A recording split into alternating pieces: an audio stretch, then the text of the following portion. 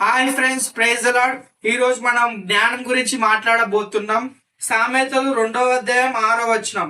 యెహోవాయే జ్ఞానం ఇచ్చువాడు, తెలివియు వివేచనయు ఆయన నోట నుండి వచ్చును. సామెతలు 3వ అధ్యాయం 13వ వచనం.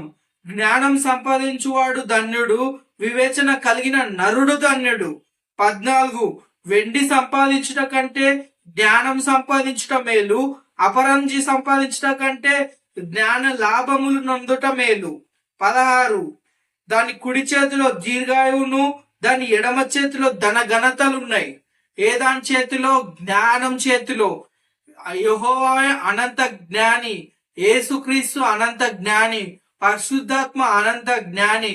వీళ్ళు ముగ్గురు అనంత జ్ఞానంతో భూమిని, ఆకాశాలని, ఇంకా ఎన్నో వస్తువులని, భూమిన ఒక్కొక్క విచిత్రమైన గుణం కలిగిన వస్తువులను క్రియేట్ చేసిండ్రు. అంతే friends, bye, thank you. Please like, share and subscribe to my channel. Amen.